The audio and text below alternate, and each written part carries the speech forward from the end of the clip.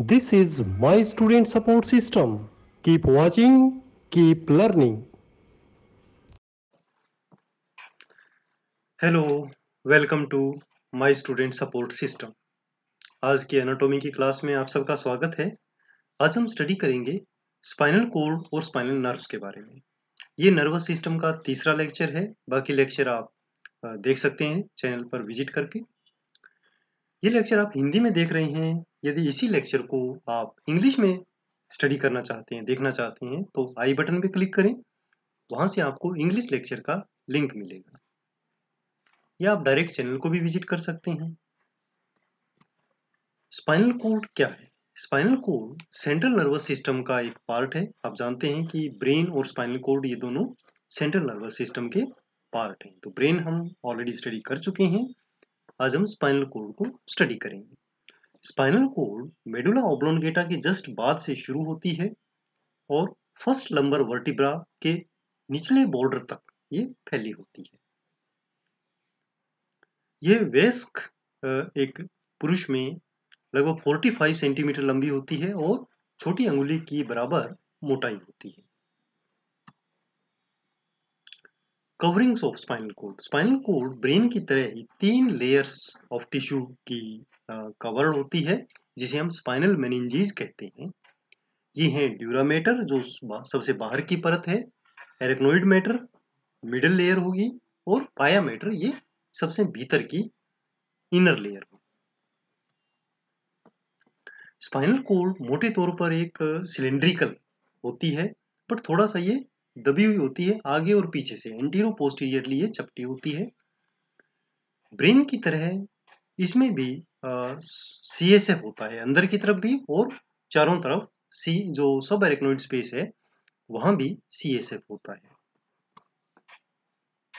Spinal cord का यदि हम क्रॉस सेक्शन देखें तो उसमें हम देखेंगे कि व्हाइट मैटर है चारों तरफ और ग्रे मैटर अंदर की ओर है।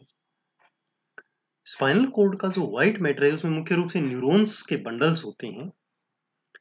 2 ग्रूव्स होती हैं जो इस व्हाइट मैटर को कट करती हैं, डिवाइड करती हैं राइट और लेफ्ट 2 पार्ट्स में।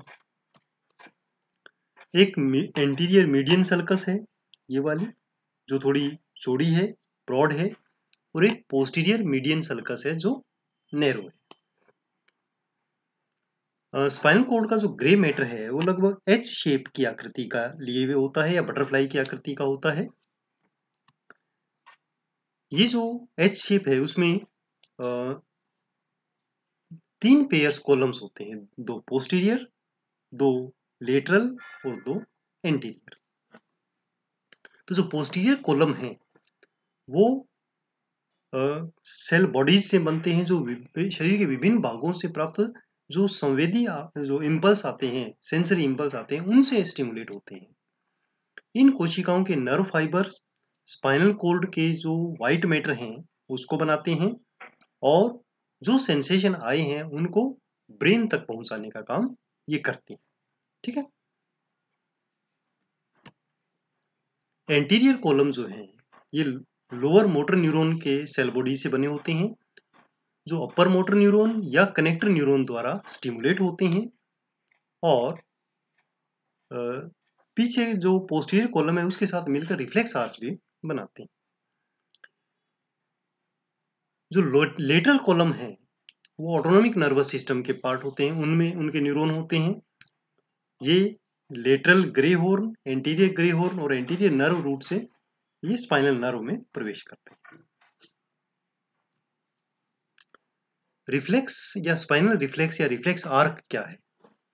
एक स्पाइनल रिफ्लेक्स एक्शन जो है वो एक संवेदी उत्तेजना है, जो एक अनैच्छिक या तत्काल मोटर प्रक्रिया होती है। जैसे ही सेंसेशन आया तुरंत उसकी प्रतिक्रिया हो गई, बिना ब्रेन के ज्यादा इन्वॉल्व हुए। ठीक है, ब्रेन तक तो केवल मैसेज जाता है ये हुआ है, बट जो एक्शन लेना है वो स्पाइनल कॉर्ड ही ले लेती है, तो उसे हम स्पाइनल रिफ्लेक्स बोलते हैं।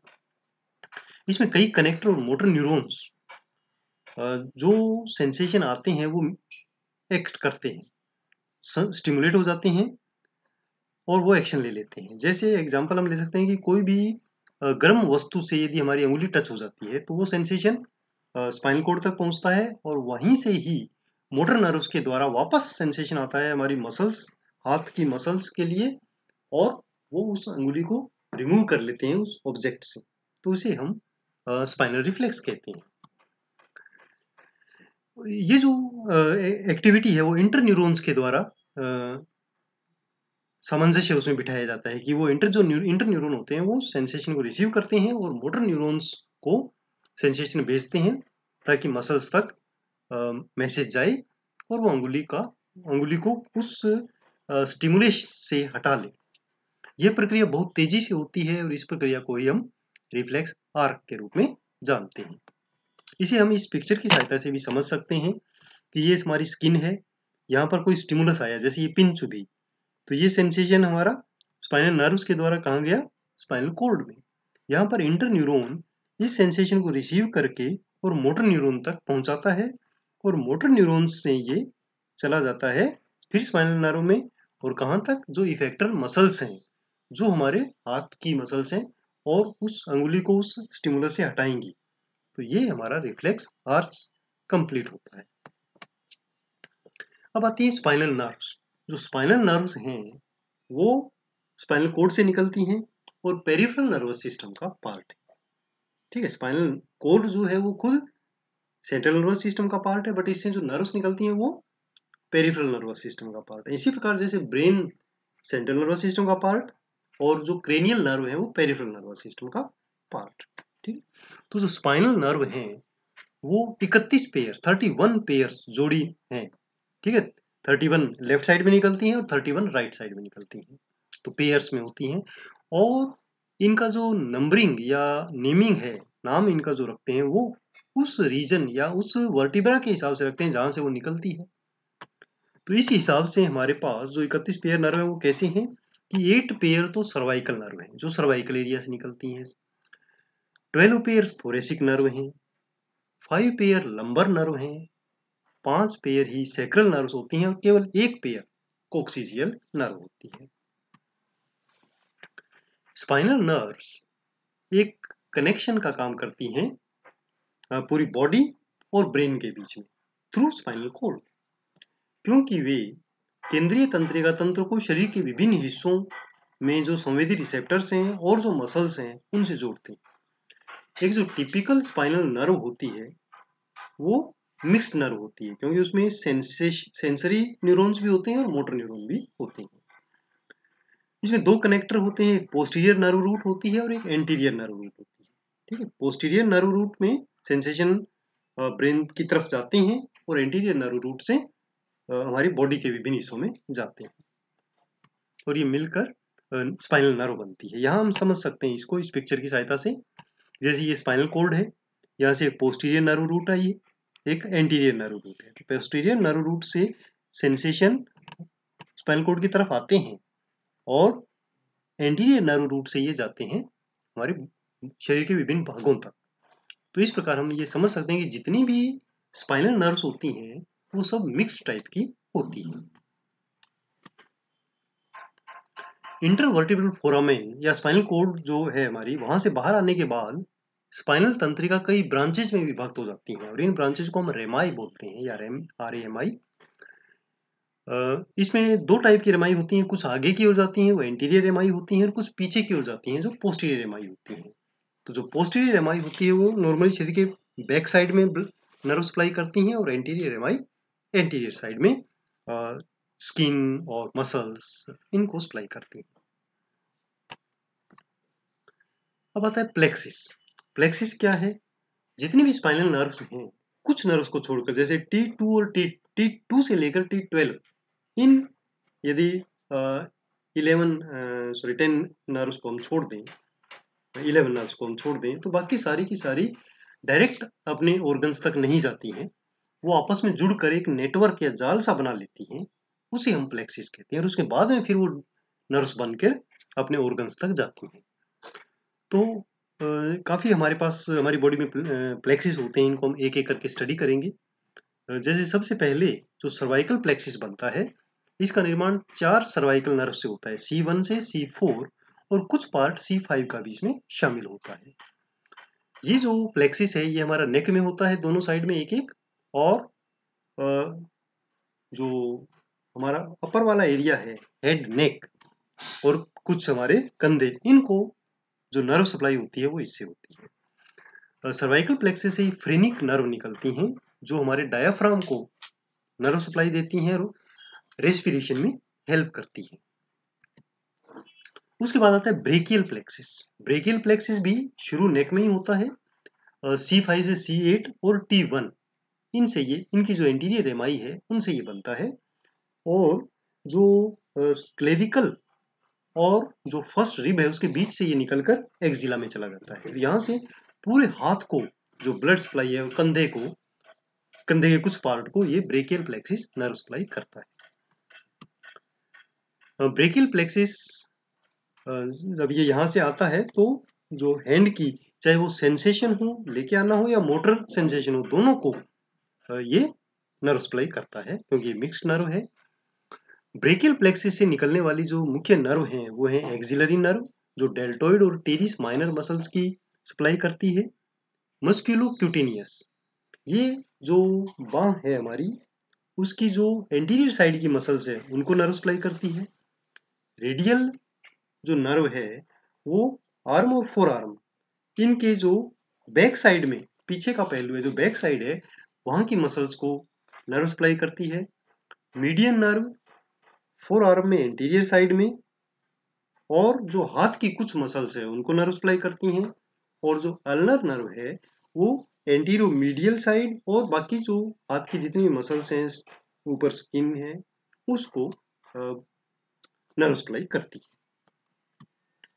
थोरेसिक नर्व्स, जैसा अभी मैंने आपको बताया था कि T2 से T12 तक जितनी भी नर्व हैं वो कोई प्लेक्सिस नहीं बनाती हैं, डायरेक्ट स्ट्रेट निकलती हैं पीछे से और आगे की ओर आ जाती हैं।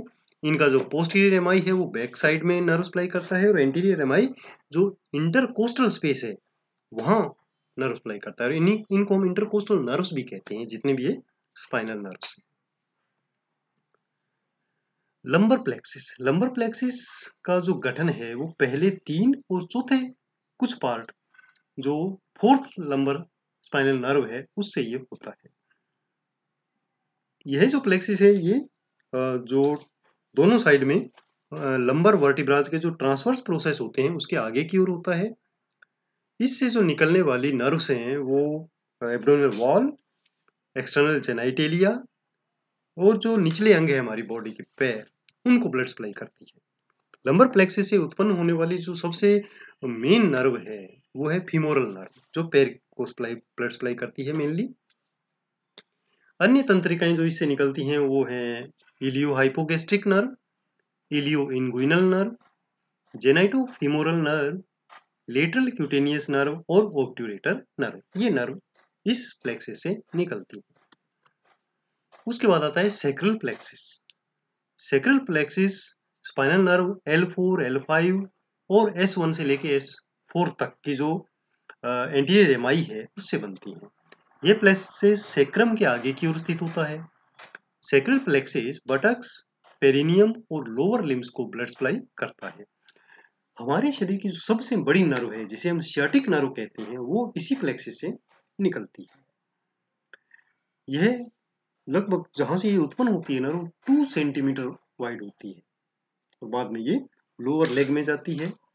और sciatic foramen, greater sciatic foramen है, वहां से निकलकर बैक साइड में जाती है, हैमस्ट्रिंग मसल्स को ब्लड सप्लाई करती है थाई में, बैक साइड में। और फीमर के लगभग बीच में पहुंचकर ये दो पार्ट्स में डिवाइड हो जाती है, टीबियल और कॉमन पेरोनियल नर्व, जो पूरे पैर की ब्लड ये नर्व सप्लाई करती है। कोक्सीजियल प्लेक्सिस बहुत ही छोटा प्लेक्सिस है, वो फोर्थ और फिफ्थ सैक्रल तथा कोक्सीजियल नर्व से ये बनता है।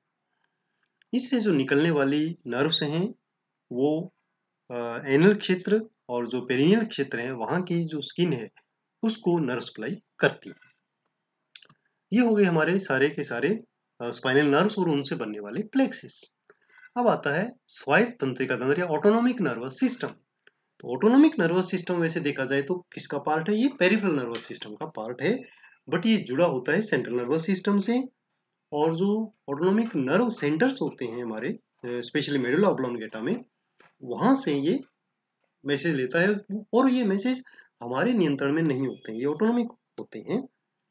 और जो स्वायत्त तंत्रिका तंत्र है, अवचेतन या ऑटोनॉमिक इनवॉलेंट्री या जो सबकॉन्शियस सेंसेशन है जो हमारी बॉडी के विभिन्न भागों से आते हैं, स्मूथ मसल से आते हैं या हार्ट की मसल्स से आते हैं, उनके द्वारा ये एक्टिवेट होता है और उनकी प्रक्रियाओं को या तो बाधित करता है या प्रेरित करता है।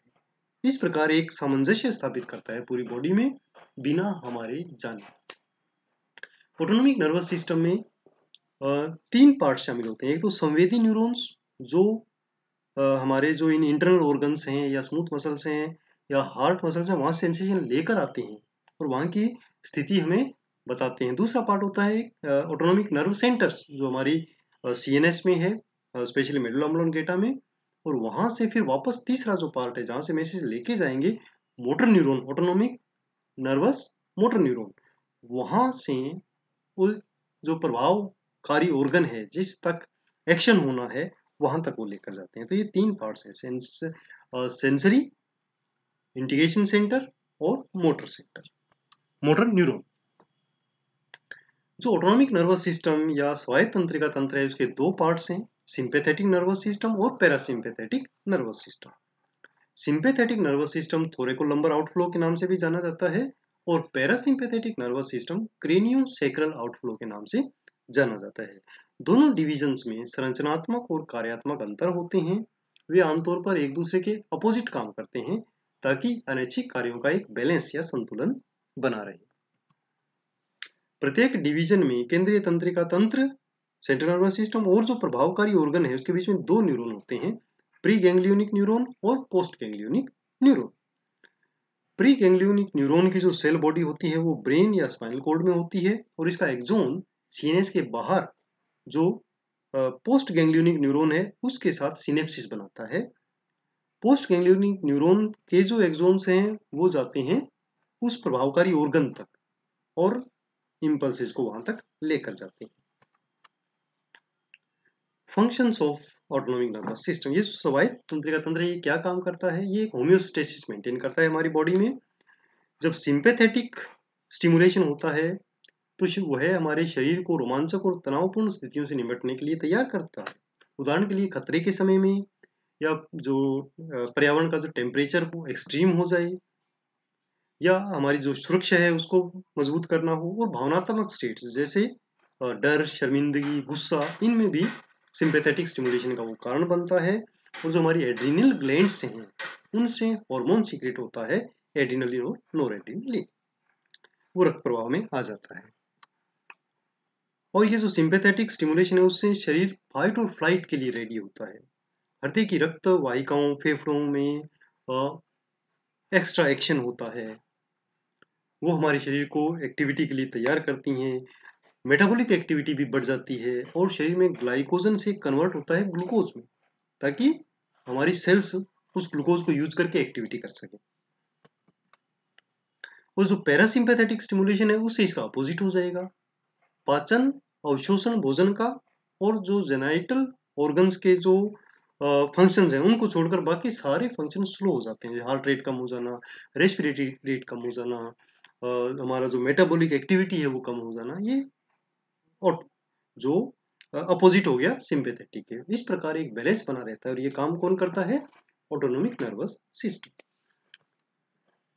थैंक यू स्टूडेंट्स, ऐसे ही वीडियोस आप देखने के लिए चैनल को सब्सक्राइब कर सकते हैं। Facebook page my student support system, इसको लाइक करें और अपने नोट्स बनाएं। विजिट करके mynursingsstudents.blogspot.com फॉलो कर सकते हैं। लेटेस्ट अपडेट के लिए ट्विटर, इंस्टाग्राम और Facebook group nursing note join कर सकते हैं। धन्यवाद, आपका दिन